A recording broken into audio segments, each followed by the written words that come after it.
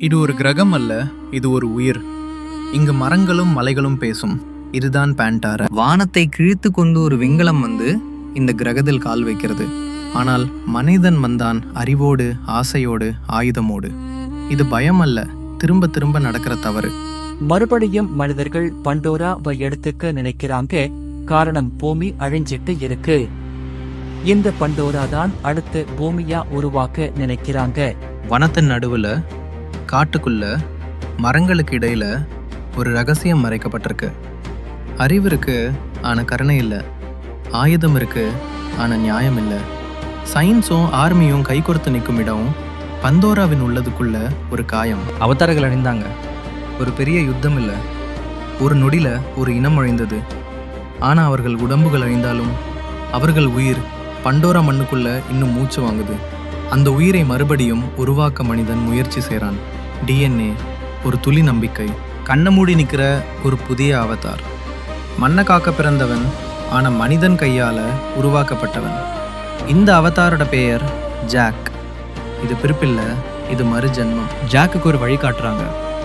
பாண்டோரால இன்னும் அவதார் இருக்காங்களா? உயிரோட யாரும் தப்பிச்சிருக்காங்களா?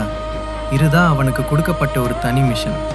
தனியா போகணும், தனியா தேடணும், தனியா முடிவு எடுக்கணும். ஜாக் நடந்து போகிறா. கையில் ஆயுதம் இருக்கு, ஆனால் மனசுல பயம் இல்லை. அவனுக்கு தெரியாமலே அவனை சுற்றி கண்கள் பார்த்துக்கிட்டு இருக்கு. அவன் தனியா இல்லை. மரங்கள் பின்னால், வேர்கள் நடுவில் ஒரு உயிர் அவனை நோக்கி பார்க்குது. அது நண்பன் இல்லை எதிரியா? அந்த நொடியில் பண்டோரா தன்னனோட சோதனையை தொடங்குது. ஒரு மிருகம் தாக்குது, ஜாக் ஆயுதம் திரும்புது. முதல் சத்தம், முதல் ரத்தம், முதல் தீர்மானம். அப்போதுதான் அவளை பார்க்குறான். ஒரு பெண் அவதார். கண்கள்ல அச்சம், ஆனால் அதுக்குள்ள ஒரு தெளிவு. அவ பெயர் ஜெல்லி. அவ ஓடி போகிறாள், ஜாக் தொடர்ந்து போகிறான். ஆயுதம் இல்லாம கைகள் மட்டும் முன்னாடி. அந்த முதல் தொடுதல், 2 உலகங்களும் ஒரு நொடியில ஒன்று சேர்ந்த நொடி. ஜெல்லி அவனை அவ இனத்துக்கு கொண்டு போகிறாள். அங்கே சந்தேகம் இருக்கு, கோபம் இருக்கு, பழைய காயம் இருக்கு. ஆனா ஜாக் நிற்கிறான், தலை குனிந்து மண்ணை தொட்டு.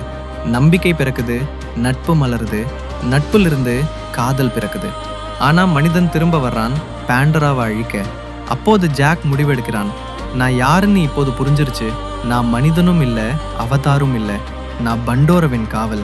மனிதனுக்கு எதிராக அவதாரோட பக்கம் நிற்கிறான். யுத்தம் முடிஞ்சுது, பாண்டோரா உயிர் தப்பிச்சிடுது. காதல் ஒரு இனத்தை காக்க போதும். அவதார் அழிஞ்சாலும் அவதாரை காக்கிற மனசு அழியாது. இந்த கதை முடியல, இதுதான் ஆரம்பம். Pandora, the last Avatar.